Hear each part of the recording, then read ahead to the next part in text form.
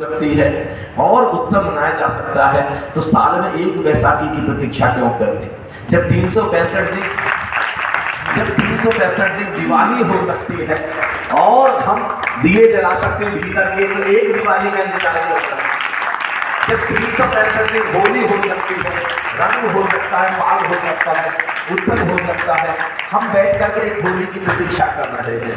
यहाँ पर आनंदम के माध्यम से एक व्यवस्था की जा रही है कि 365 दिन, हर दिन 24 घंटे कैसे होली हो जाए, कैसे दिवाली हो जाए, कैसे बैसाखी हो जाए, हमारा जीवन ही कैसे आनंद हो जाए, उत्सव हो जाए, हमारा जीवन ही कैसे रास हो जाए, महारास हो जाए, ये उसकी तैयारी चल रही है। बाबा जी, आपका एक एक शब्द अद्वितीय और दिव्य परमात्मा की ज्योति से भरा हुआ पाकर हम बहुत खुश हुए।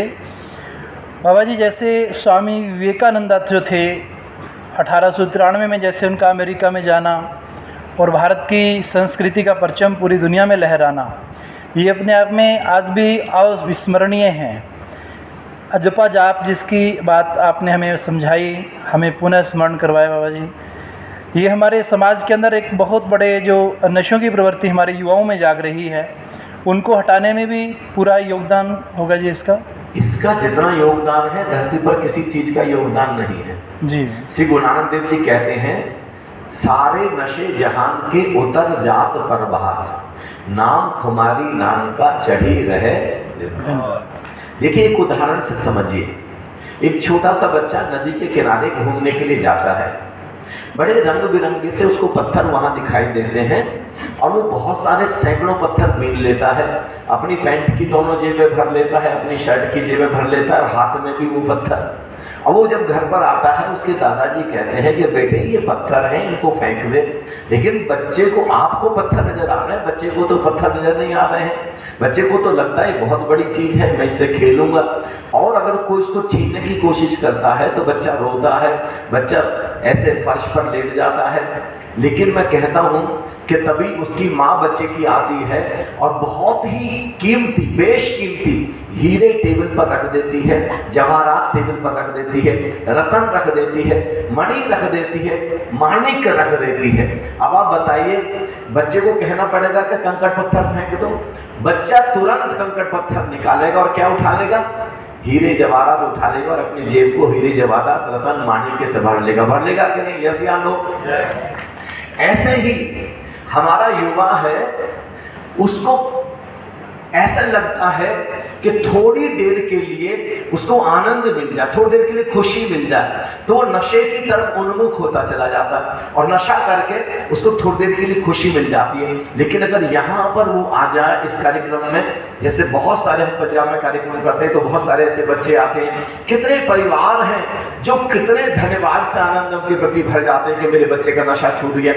अब हीरे जवाहरात मिल गए, उससे भी कोई बड़ा नशा मिल गया। अभी तक तो जो नशा करता था शराब पी करके, LSD खा करके, हीरोइन खा करके, चिट्टा खा करके, तो अभी तो उसको 5-6 घंटे के लिए नशा होता था। अब जो एक ओंकार सतनाम का, वो जो नाम का, शब्द का भीतर जो चल रहा है परमात्मा का सारा इतना रहस्यमय जगत, जब उसका नशा बच्चे को होता है तो पूरी जिंदगी उस नशे में। एक नशा है जो श्री गुरु नानक देव जी को है, जो उनके कदम डगमगाते डगमगाते चलते हैं, भगवान शिव के कदम डगमगाते हुए चलते हैं। और एक नशा है जो बाहर का शराब का है, तो शराब का नशा तो उतर जाएगा, लेकिन भीतर का नशा कभी नहीं उतरता। मैं पूरे देश को आपके माध्यम से कहना चाहता हूँ, अरे जाम पर जाम पीने से क्या फायदा? कल रात पी, कल सुबह उतर जाएगी। तू पीले हरि नाम की बूटी, तेरी सारी जिंदगी संवर जाएगी।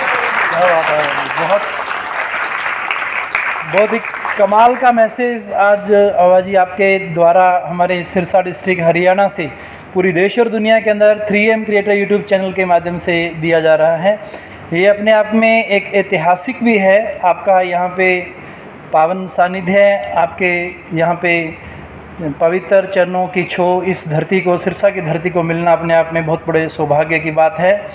वैसे तो हमारा पूरा भारतवर्ष ही सांस्कृतिक और आध्यात्मिक सेवता से भरा हुआ है, लेकिन हमारे बाबा जी आज जो बुज़ुर्ग हैं और युवा पीढ़ी जो है, उनको आपने मार्गदर्शन दिया, उनको एक नेक और नया रास्ता दिखाया।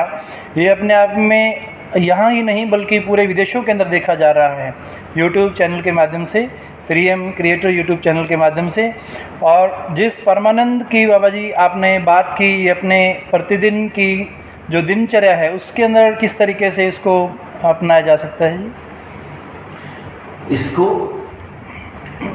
जिसको संत सिमरन कह रहे हैं जी, सिमरन यानी याद। यहाँ पर हम ध्यान के हर सत्र के बाद में व्यक्ति को या जो भी हमारे मित्र आते हैं, भाई बहन आते हैं, उनको निराकार का अनुभव कराते हैं और निराकार के बाद ओंकार का अनुभव कराते हैं। तो धीरे धीरे ये अभ्यास हो जाता है कि कैसे निराकार की याद के साथ जिंदगी को जीना है। तो रोजमर्रा में चलते उठते बैठते कैसे आकाश को महसूस करते हुए, निराकार को महसूस करते हुए, उसकी याद में जीते हुए कैसे जीवन को जीना।